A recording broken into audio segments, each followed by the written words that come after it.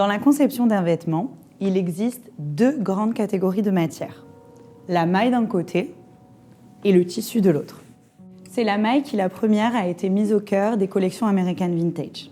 Elle se divise en deux sous-catégories. Le jersey, ou maille coupée cousue, d'un côté, et la maille tricot, ou maille tricotée remaillée, de l'autre.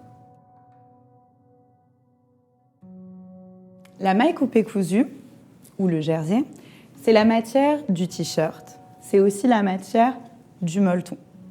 Il s'agit d'un rouleau de maille qui va être tricoté, puis ensuite coupé et cousu, comme son nom l'indique. La maille coupée cousue représente 45% de notre offre sur une collection été et jusqu'à 35% sur une collection hiver. C'est la catégorie de matière qui va être la plus vendue et la plus présente en quantité à la saison. Pour la maille tricot, le fil est également tricoté, mais la pièce est directement conçue dans la forme souhaitée. Un col, une manche, un dos. Chaque partie du vêtement va être ensuite assemblée par la technique du tricotage, aussi appelée remaillage, ce qui l'oppose ainsi à la maille coupée-cousue. La maille tricot représente 10% de notre offre sur une collection été et jusqu'à 22% sur une collection hiver. C'est en général, sur la saison hiver, la seconde catégorie de produits la plus vendue en quantité. Il est également à noter que 65% de notre offre aujourd'hui de maille est travaillée en fil italien. Sur la maille tricot, comme sur le jersey, un seul fil est utilisé, ce qui va impliquer une élasticité naturelle de la matière, donc plus d'aisance, plus de confort et de mouvement au porté. La seconde catégorie de matière, c'est le tissu, aussi appelé chaîne et trame. Pourquoi chaîne et trame ? Parce que le tissu va résulter de l'entrecroisement, à la manière d'un quadrillage, de deux fils. Les fils de chaîne d'un côté, les fils de trame de l'autre, disposés sur un métier à tisser.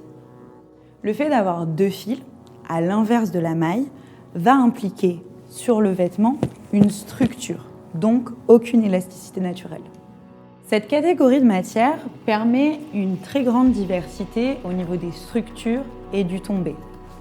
De la popeline, du coton authentique structuré, du flou, mais aussi du denim. L'ensemble du chaîne et trame représente environ 45% de notre offre, en comptant le denim qui, à lui seul, représente 15% de cette même offre. Ce pourcentage est environ équivalent sur l'été comme sur l'hiver. Les pays avec lesquels nous travaillons chez American Vintage sont toujours choisis en fonction de leur spécificité technique, de leur technologie ou de la proximité import-export des matières premières utilisées. Il est également à noter qu'aujourd'hui, environ 60% de notre collection est produite en Europe. Premier pays, le Portugal, où l'ensemble de notre collection jersey et molleton est produit.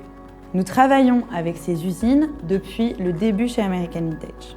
Comme de nombreuses usines et pays, le Portugal se caractérise par de nouvelles techniques permettant de travailler davantage sur l'éco-responsabilité, le coton organique ou la teinture végétale par exemple. Second pays, la Bulgarie, qui est spécialisée dans des pièces plus épaisses, notamment la maille, ou autres pièces à manches, notamment les vestes, les manteaux. Toutes nos mailles et grosses pièces type manteau travaillées en fil ou en tissu italien sont produites en Bulgarie. Nous travaillons avec la Chine pour deux options.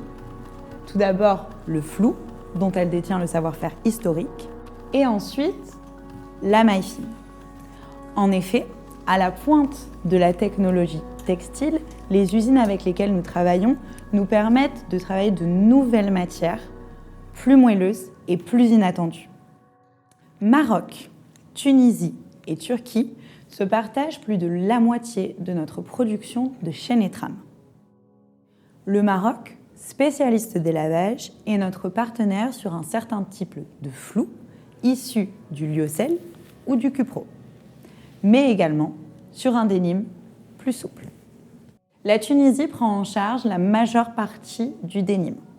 Leurs usines sont engagées dans l'éco-responsabilité, par la réduction des procédés chimiques, mais aussi par la baisse drastique et le recyclage des eaux utilisées. Partenaire plus récent, la Turquie nous accompagne sur un type de chaîne et trame plus spécifique, des cotonnades inspirées de la popeline. L'Inde, spécialiste du cuir, accompagne nos collections sur ce savoir-faire. En fonction du tricotage d'une maille ou du tissage d'un tissu, une sorte de motif apparaît. On appelle cela un point pour la maille et une armure pour le tissu. Le point le plus répandu et le plus utilisé est le point jersey. Il prend la forme de petits V, plus ou moins marqués, en fonction de l'épaisseur du fil et l'ouverture du tricotage. Le second point le plus répandu dans nos collections se nomme point côte ou rib. Il prend la forme de rayures verticales. Il apporte en général un visuel plus marqué, qui peut être plus sport ou plus rétro. La maille perlée, aussi appelée cardigan stitch, prend la forme de petites alvéoles arrondies. Souvent considéré comme un point plus féminin, il est davantage utilisé sur les mailles tricot. Les types de points varient en fonction des collections et des tendances, parfois sur des visuels plus fantaisie, notamment sur la maille.